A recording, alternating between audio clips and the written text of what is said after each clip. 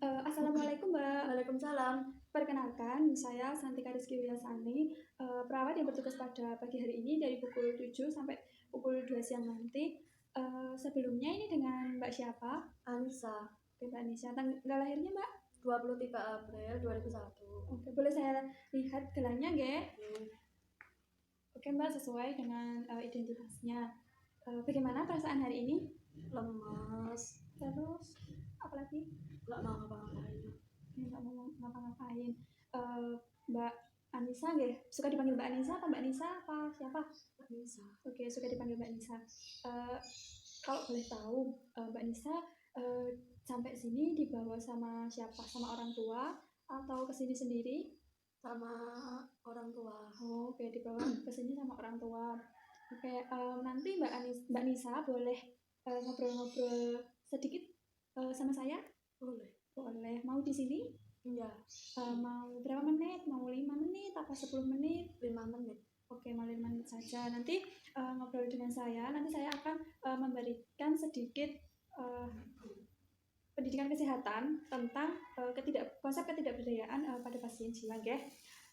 Langsung saja, tidak usah menunggu lama-lama. Di sini saya akan menjelaskan. Yang pertama ada pengertian dari ketidakberdayaan itu sendiri, memiliki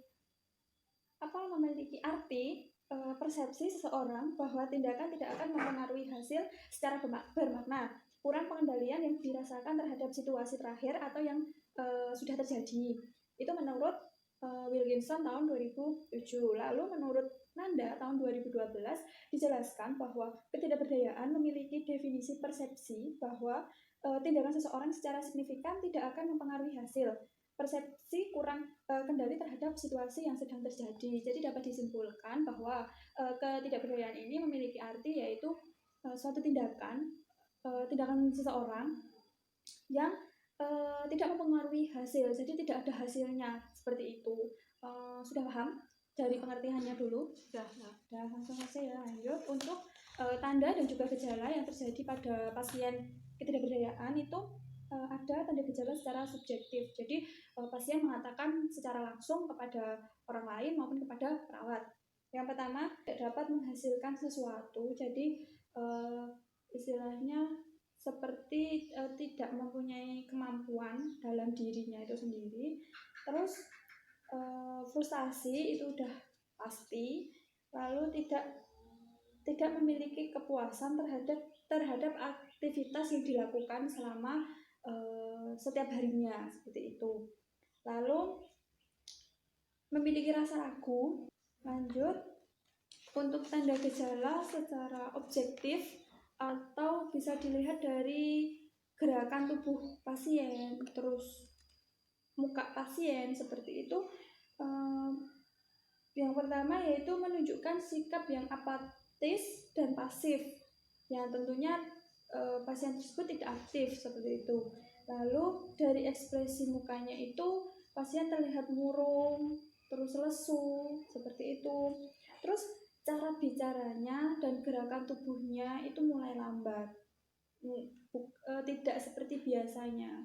Terus jam tidurnya pasien itu juga berlebihan, terus memiliki rasa yang lemas, seperti itu. Terus kadang pun pasien itu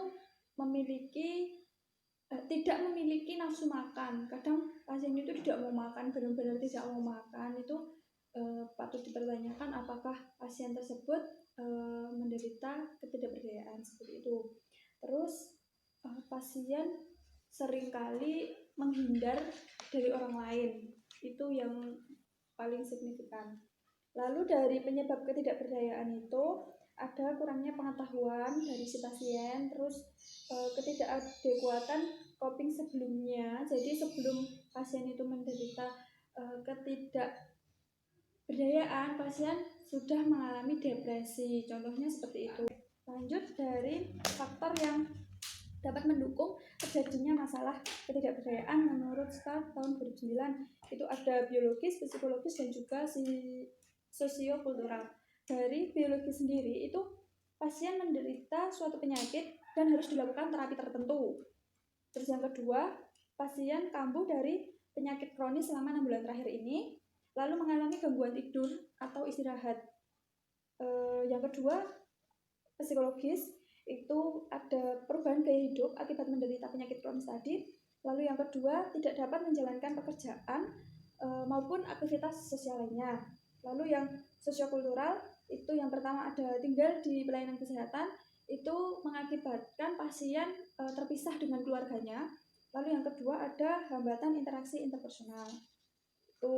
Lalu ini yang terakhir, cara menangani pasien yang menderita ketidakberdayaan. Itu yang pertama, bisa melakukan pendekatan kepada keluarga.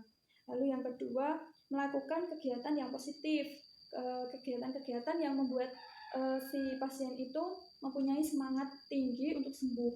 Seperti itu. Lalu bertanggung jawab atas apa yang telah pasien itu perbuat. Jadi kalau pasien mau melakukan sesuatu, ketika terjadi hal yang tidak diinginkan, pasien harus mau bertanggung jawab. Seperti itu ya. Lalu selanjutnya memotivasi diri sendiri, terus lebih mendekatkan kepada Allah Subhanahu Wa Taala. Untuk yang agama Muslim, kalau agama lain mungkin bisa berdoa minta kesembuhan kepada Tuhannya, seperti itu. Lalu mengubah pola pikir pasien, terus dengan cara memandang dirinya sendiri ini mampu untuk sembuh, seperti itu. Apakah paham? Paham. Oke, kalau paham, cukup sekian pendidikan kesehatan yang bisa saya berikan. Semoga Mbak cepat sembuh. Nanti apabila ada apa-apa, nanti bisa menghubungi perawat di sini. Ada yang ditanyakan? Tidak.